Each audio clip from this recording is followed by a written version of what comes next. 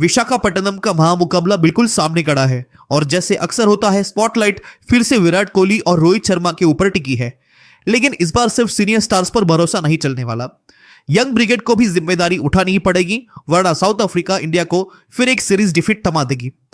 रायपुर जैसे गड़बड़ परफॉर्मेंस ने फैंस को ऑलरेडी टेंशन में डाल दिया है। टेस्ट सीरीज 2-0 से हारे हैं और अगर ओडीआई सीरीज भी गई तो ड्रेसिंग रूम के टग ऑफ वॉर वाले रूमर्स और तेज हो जाएंगे। इसीलिए एक जीत इस वक्त सिर्फ एक विक्ट्री नहीं बल्कि एक स्टेटमेंट बन सकती है।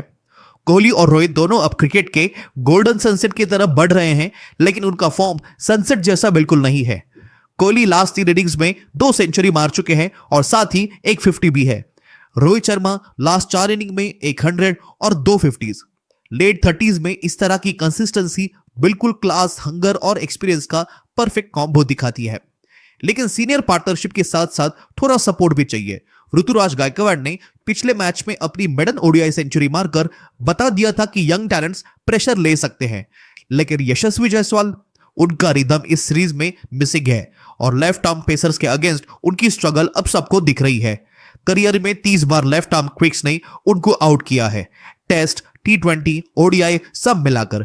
ऑफ स्टंप के बाहर कट मारने का नेचुरल इंस्टिंक्ट कभी कभी उनका बिगेस्ट ट्रैप बन जाता है। अगर पैटर्न ऐसा ही चलता रहा तो टीम मैनेजमेंट शायद ऋतुराज को ओपनर के रूप में सीरियसली कंसिडर कर सकता है।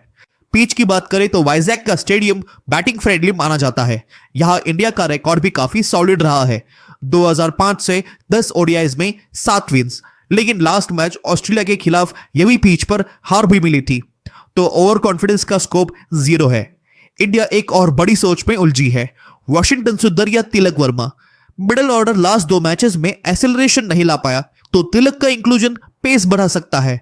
साथ में वो यूटिलिटी स्पिनर भी है और फील्डिंग में भी टॉप नॉच। पंत भी इक्वेशन में आ सकते हैं, लेकिन कॉम्बिनेशन ड्यू और कंडीशंस पे डिपेंड करेगा। और ड्यू, रांची और रायपुर दोनों जगह ने इंडिया की बॉलिंग को इफेक्ट किया। साउथ अफ्रीका आसानी से टारगेट के पास आई और एक मैच जीत भी गई।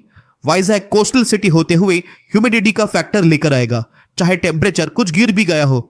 फ्राइडे की प्रैक्टिस अंडर लाइट से ही इंडिया को असली पिक्चर समझ में आ जाएगी। बॉलिंग साइड में अर्शदीप सिंह ने जितना इंप्रेस किया है, उतना ही प्रसिद्ध कृष्णा और हर्षित राणा को अपनी लाइन एंड लेंथ सुधारनी होगी। ये सीरीज डिसाइडर है, थोड़ा भी लूज ओवर साउथ अफ्रीका को मौका दे सकता है।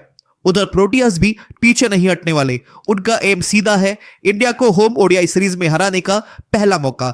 2022-23 के बाद ये उनकी एक और बिग अचीवमेंट हो सकती है, लेकिन उनको मार्को जॉनसन और टोनी डे जॉर्जी की फिटनेस पर भी नजर रखनी होगी, क्योंकि दोनों रायपुर में इंजरी कंसर्न्स के बाद बाहर गए थे।